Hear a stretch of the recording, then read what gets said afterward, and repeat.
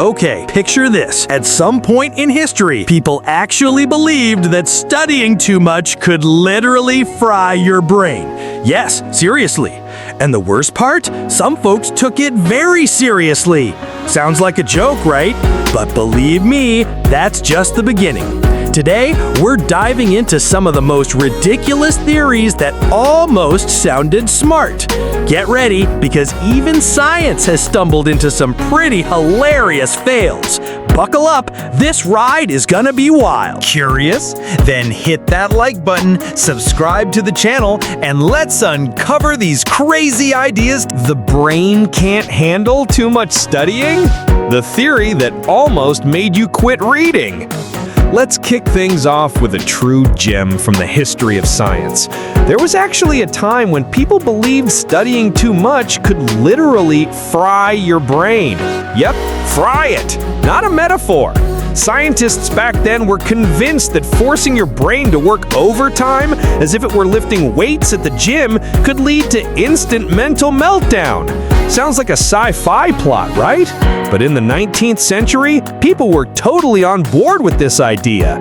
The belief got so popular that some schools even suggested students should limit their study hours to avoid irreversible brain damage. Just picture this. You're a student trying your best to learn, and suddenly a scientist shows up and says, "Careful, if you study too much, your brain might burn out." Honestly, anyone who's ever taken a physics exam might secretly agree that the feeling of a fried brain is real, but trust me, it never actually happens. And here's the funniest part. Over time, science came back and said, "Hey folks, just a heads up, studying doesn't melt your brain. In fact, it sharpens it. Kinda like a chef's knife." But for quite a while, people really thought the brain had a study damage limit. So, tell me, have you ever thought studying too much might be dangerous? Don't lie. We've all had that day of, if I don't stop studying right now, I'm gonna turn into a vegetable. Flat Earth. How a nonsense theory won over the masses. Let's take a little trip back in time to when people genuinely believed the Earth was flat. That's right, the planet you live on, perfectly round and spinning, was once thought to be nothing more than a giant dinner plate. The theory was simple. The world wasn't a sphere, but a massive, flat surface. And the worst part, a whole lot of people bought into it, including scientists. Yep, you read that right. The idea became so popular that some cultures even developed flat Earth models, like a giant board game map. Now, here's the best part. While the Egyptians and Greeks were already proving the Earth was round, others were like, "No, no! Look! There's clearly an edge over there!" And guess what? There are still people today who believe it, armed with YouTube videos and some very questionable scientific research.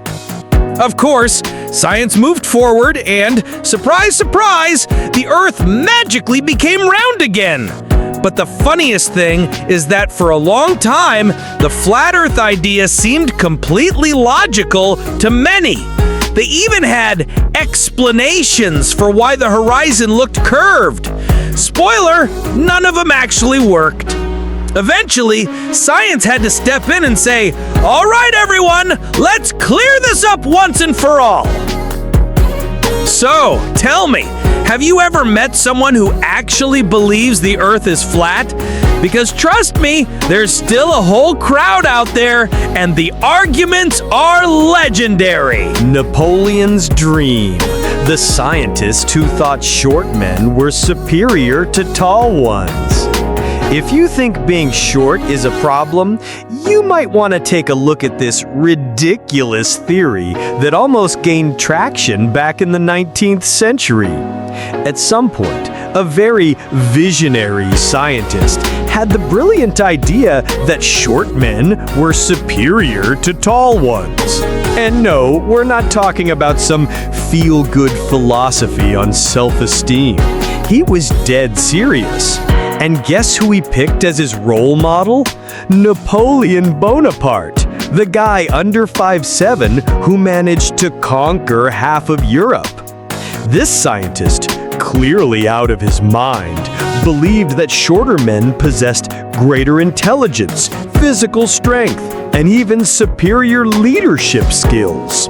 He basically ignored all logic of human evolution because apparently height had a direct effect on how much genius juice you had in your brain, like some kind of bizarre equation. The shorter you were, the bigger your brain power.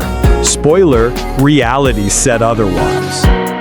And yet, for a while, people actually entertained this theory. Honestly, it might have given some short men back then a bit of an ego boost, making them feel like natural-born leaders. Just imagine a world where physical height was the ultimate key to power. Less height, more brains. If only things worked that easily. So tell me, do you think height really has anything to do with power? Just imagine a whole short guy club out there, convinced they're the secret geniuses of the world. Babies should be raised like animals. The natural education theory that shocked everyone. All right, get ready for a theory that's honestly kind of terrifying. Back in the 18th and 19th centuries, some people argued that babies should be raised like animals. Yep, you read that right. The idea was that children didn't need any social interference, no education, no affection, and should instead be treated with the same freedom as baby animals, with zero restrictions or societal rules. The so-called natural education theory suggested that by living purely on instinct, kids would somehow reach their full potential. And for a while, some folks actually bought into this nonsense. Philosophers and thinkers claimed that society and its conventions were corrupting human nature, and that children needed to grow free, directly connected to the natural world. Sounds poetic, right? Until you realize some people actually tried to put it into practice, and spoiler alert, the results were, let's just say, far from amazing. Raising babies like wild animals? Yeah, shocker! That didn't exactly work out. Turns out children need care, love, and some kind of educational structure to actually thrive. Surprise! Who would have guessed that raising a human is not the same as tossing a cub into the jungle and hoping for the best? The theory was so absurd that it was quickly abandoned, but for a short while, people really believed this was the golden path to raising the perfect child. Just imagine the nightmare if that had caught on. Kids growing up like little lion cubs. The beginning of the end. How people believed Earth was about to collide with Mars. Now, imagine this. You're living in the 19th century, and suddenly scientists start spreading the news that Earth and Mars are about to collide. No, you're not in a sci-fi movie. This really happened. Italian astronomer Giovanni Schiaparelli in 1877 made a series of observations of Mars and, based on some lines he drew on his map of the planet, claimed that Mars was dangerously approaching Earth. And the worst part? Many people actually believed that a collision was imminent. Believe it or not, this theory was taken very seriously at the time. Journalists and scientists debated the inevitability of the disaster.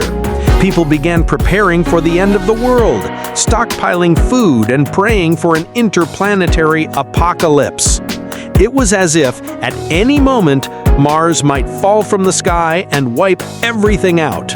And the funny thing is, humanity prepared for it with the same confidence we prepare for a summer storm today. Of course, we now know that Mars wasn't even remotely close to colliding with Earth. The misinterpretation was so extreme that Schiaparelli himself, upon reviewing his observations, realized it was all a mistake. But for a while, people genuinely worried about being smashed into planetary mush by Mars. Today, it makes us laugh. but just imagine the panic back then. Do you get sick from lack of sleep? The scientific theory that fooled millions. Now let's talk about a theory that for a long time made people believe that not getting enough sleep was the fastest way to catch a deadly disease. In the early 20th century, many doctors and scientists were convinced that sleep deprivation didn't just make people tired, it caused serious illnesses, like your health was on a one-way ticket to disaster. The belief was that after just a few sleepless nights, your body would start to fall apart, and before long, you'd be on an irreversible trip straight to the hospital. To make matters worse, the idea spread so widely that people would panic just hearing that someone had stayed up all night. If you said, "Oh, I only slept 3 hours," it was like confessing that you were about to die. Entire generations were terrified that any little sleep mistake could be fatal. Thankfully, science eventually stepped in and proved that, okay, sleep deprivation is bad, but it doesn't work exactly like that. In reality, we now know that sleep is super important, but its effects on the body aren't the instant apocalypse of disease scenario suggested by those early scientists. Truth be told, science was a little overzealous back then, with theories more fictional than biological. Still, people stayed awake at night, worried that lost sleep would ruin their health. A bit of an overreaction, don't you think? Who here has ever stayed up all night thinking they'd turn into a zombie the next day? It's a relief to know it wasn't quite like that, right? Humans came from frogs, the evolution hypothesis no one could prove. Let's take a look at one of the most bizarre theories about human evolution. Do you know that in the past, some people believed humans didn't come from monkeys, but from frogs? Yes, frogs! This theory, which was clearly in total disagreement with Darwin's theory of evolution, appeared in the 19th century when a scientist decided that the origin of humans could be, well, much more amphibious. The completely crazy idea was that humans evolved from frogs, not primates as we know today. This scientist proposed that over millions of years, frogs slowly transformed into beings capable of walking upright, developing large brains, and creating tools. Of course, this theory was never proven, but for a time, it had some support. A good reminder that in science, some ideas go surprisingly far before being debunked. The hypothesis that humans could have come from frogs sounds absurd today, but we can't deny that for a while, it seemed at least interesting to some scientific minds.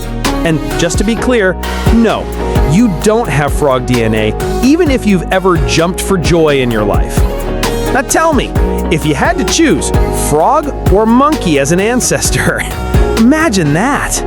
And if you think this is crazy, just wait until you hear what comes next. Coffee is poison? How the belief that the drink was deadly spread around the world. Now, here's a theory that honestly should have stayed at the bottom of a bitter coffee cup. In the 17th century, a bunch of doctors and scientists believed that coffee was deadly poison. Yes, really. The very drink you use to wake up and keep going throughout the day was considered as dangerous as a vial of poison. And who thought this? That's right, the great minds of the time, who are convinced that drinking coffee could cause serious harm to the human body. Some even claimed it was responsible for a host of diseases, up to premature death. Imagine living in that era. Every sip of coffee would be like playing Russian roulette. Meanwhile, the rest of the world was already enjoying the pleasures of this beverage, benefiting from a good dose of caffeine to boost productivity. But in the minds of these experts, coffee was more like a deadly potion than a pick-me-up. Of course, over time, science stepped in and slapped that idea down, clarifying that coffee is actually just a beverage that can even have health benefits when consumed in moderation. But the damage was done. For centuries, people genuinely believed they were poisoning themselves with every cup. Imagine how many people lived their lives avoiding coffee, afraid of dying just from drinking an espresso. Sad, right? Now, think about it. Can you imagine your grandmother forbidding you from drinking coffee because she thought it would kill you? Who would have thought science could give birth to such ridiculous knowledge in the past? Now that you've seen these bizarre theories, do you know any others that should make the list? Leave your comment below. Give the video a like, and if you're not subscribed yet, hit that subscribe button for more curious and crazy facts like these.